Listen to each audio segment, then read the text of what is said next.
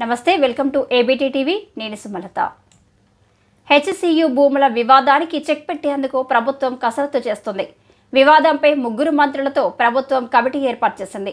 Supreme court ఆదేశాల తర్వాత బట్టి, శ్రీధర్ బాబు సంయుక్త ప్రకటన విడుదల చేశారు. సుప్రీంకోర్టు ఆదేశాలను పాటిస్తామన్నారు. అలాగే విద్యార్థులపై దాష్టికంగా వ్యవహరించరాదని పోలీసులకు తెలిపినట్లు వివరించారు. ఇక ఈ 3 మంత్రులే ఇటీవల హెచ్సియు ప్రతినిధులతో చర్చించారు. ఆ తర్వాతే హెచ్సియు భూములు ఇంచు కూడా తీసుకోలేదని ప్రకటించారు. ఇప్పుడు ఆ 3 మంత్రులే మరోసారి చర్చల కమిటీగా ఎంపికయ్యారు. విక్రమార్క, శ్రీధర్ బాబు, పొంగురెడ్డి శ్రీనివాస్ రెడ్డితో కమిటీ ఏర్పాటు చేసింది.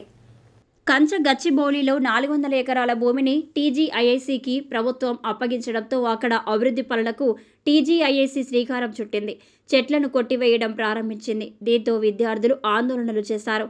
ఆ భూములు వర్సిటీవని, చెట్లను నరకొద్దని, పర్యావరణాన్ని పరిరక్షించాలని నినాదాలు చేశారు. దీనిపై ప్రభుత్వం ఇప్పటికే వివరణ ఇచ్చింది. చెట్ల నరికివేతపై బీఆర్ఎస్, బీజేపీ సహా పలు రాజకీయ పార్టీలు, ప్రజా సంఘాలు, విద్యార్థి సంఘాలు అభ్యంతరం వ్యక్తం చేశాయి. కేంద్ర ప్రభుత్వానికి ఫిర్యాదు చేశాయి. దీంతో కేంద్ర అటవీశాఖ రాష్ట్ర ప్రభుత్వాన్ని నివేదిక కోరింది. అటు గచ్చిబౌలి భూముల్లో చెట్ల నరికివేత సహా అన్ని పనులను తక్షణం నిలిపివేయాలని సుప్రీంకోర్టు ఆదేశించింది.